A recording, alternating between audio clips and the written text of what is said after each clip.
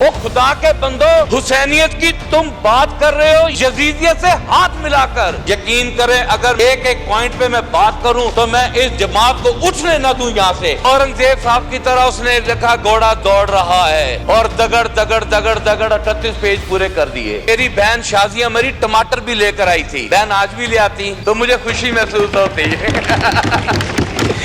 यहाँ पर हमारी वजीर आला को छोटी सी सर्जरी कराने के लिए बाहर जाना पड़ता है, सिंध बुला लिया करें। क्या हैसियत रह गई इस बजट की? ये IMF का टेक्स्ट बुक है, सिर्फ टेक्स्ट बुक। जनाब स्पीकर,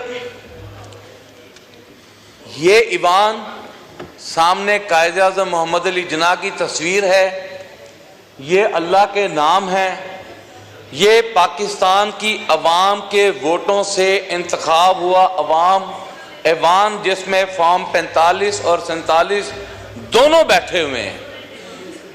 और ये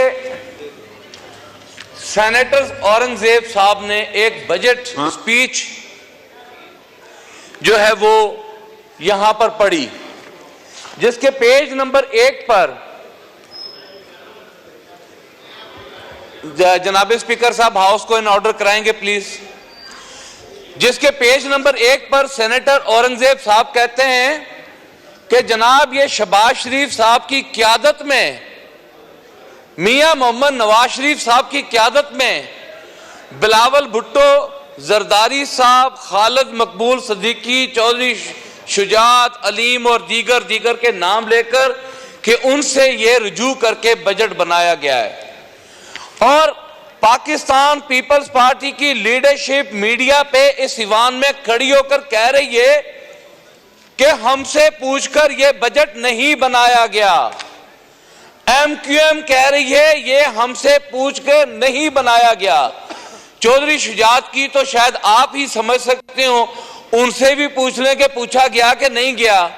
क्या क्रेडिबिलिटी, क्या हैसियत रह गई इस बजट की कि आपकी इत्तेहादी जमातें आपके साथ बैठी हुई हैं और वो डिनाई कर रही हैं इस बजट को।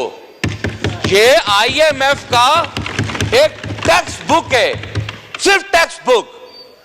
वो एक अपना उस्ताद था, उसने शागिर्द से कहा कि तुमने कल घोड़े की दौड़ के ऊपर एक मजमून लिखकर लाना है और हो 38 पेजेस का, जैसे ये बजट है। तो औरंगजेब साहब की तरह उसने लिखा घोड़ा दौड़ रहा है और दगड़ दगड़ दगड़ दगड़ 38 पेज पूरे कर दिए। ये 38 पेज दगड़ दगड़ से पूरे किए गए। जनाब स्पीकर, 2013 में मैं उस जानिब बैठा हुआ था, इसहाक डार ने यहां पर बजट पेश किया, मुझे मौका मिला कि मैं अपनी स्पीच करूं। मैंने सारी रात बैठ कर स्पीच पढ़ी, कोशिश की कि इसमें से कोई ऐसी बात निकालूं और कहूं कि इसहाक डार साहब ने बहुत अच्छा लिखा। लेकिन आप यकीन करें, अयाज सादिक साहब चेयर कर रहे थे, मुझे कुछ समझ में नहीं आया। और मैंने 2013 में जब मैंने देखा कि मेरे किसान, मेरे ताजर, मेरे सनतकार, मेरे मजदूर, मेरे डॉक्टर, मेरे असातिज़ा, मेरे सरकारी मुलाजम और दीगर मकातबे फिक्र से ताल्लुक रखने वाले लोगों का इस्तेसाल हो रहा है, तो मैंने ये बजट स्पीच फाड़ दी थी और हुकूमत में बैठकर जवाब दे दिया था कि मैं इसे वोट नहीं करूंगा। यहां पर MQM के भाइयों ने एक बात की कि जनाब हमें ताना दे रहे कि जनाब आप हुसैनियत के साथ खड़े और ओ खुदा के बंदो, हुसैनियत की तुम बात कर रहे हो यजीदियत से हाथ मिलाकर। ठीक 2 दिन बाद पाकिस्तान पीपल्स पार्टी और MQM ने यहां पर यस और नो पर यस करते होना है। एक सेशन में मुझे अच्छी तरीके से याद है कि मेरी बहन शाजिया मरी टमाटर भी लेकर आई थी। ये अपोजिशन में थे, गवर्नमेंट में, आपको याद है ना, बहन आज भी ले आती तो मुझे खुशी महसूस होती है। वो मैंने समझा कि शायद आप बैठी हो, शायद आप तकल्लुफ कर ही लें। EOBI में वो कोई रजिस्टर नहीं है। आलम यह है कि जो मजदूर के बच्चे थे जनाब स्पीकर साहब, उनको जो रजिस्टर्ड थे सोशल वेलफेयर में, पिछले 2 साल से उनको जो एजुकेशन के लिए पैसा दिया जाता था वो भी बंद कर दिया गया। मैं आपकी वसासत से जनाब स्पीकर साहब एक रिक्वेस्ट करना चाहूंगा, मेहरबानी फरमाकर गवर्नमेंट से कहें कि वो बच्चे जिनकी तालीम बंद की हुई है 2 साल से मजदूर के, उनकी तालीम को जो है वो बहाल किया जाए। जनाब स्पीकर साहब बड़ी मुश्किल से टाइम दिया, 2 मिनट दे दें। यकीन जाने हमारे इलाकों में, मैं समझता हूं, मुझे मालूम है आप, लेकिन सैयद बादशाह मेहरबानी सर, मेहरबानी। मैं एक रिक्वेस्ट और करना चाहूंगा, पावर लूम इंडस्ट्री जो आपकी लार्ज स्केल मैन्युफैक्चरिंग कंपनीज हैं, जो कि सेल्स टैक्स का हिस्सा हैं, जो आप उनको बिजली का यूनिट दे रहे हैं, वो ही यूनिट आप पावर लूम इंडस्ट्री को दें, ताकि वो लोग अपना सर्कल चला सकें। जनाब स्पीकर, FBR का आलम यह है कि सूतर मंडी फैसलाबाद, जो कि पूरे पाकिस्तान की इकॉनमी को सपोर्ट करती है, मैं चैलेंज से कह सकता हूं, पाकिस्तान पीपल पार्टी दीगर जमातें नून लीग उठे मेरे साथ आए सूतर मंडी में, उनकी FBR की चैन ही मुकम्मल नहीं है, चैन ही मुकम्मल नहीं है। आड़तिया और ब्रोकर के दरमियान जो मिडलमैन है वो रजिस्टर्ड ही नहीं है।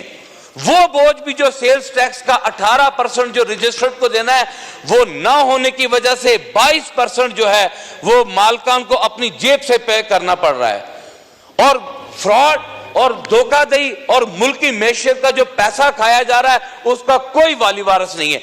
आज तक FBR जो है वो उसमें नाकाम गई है।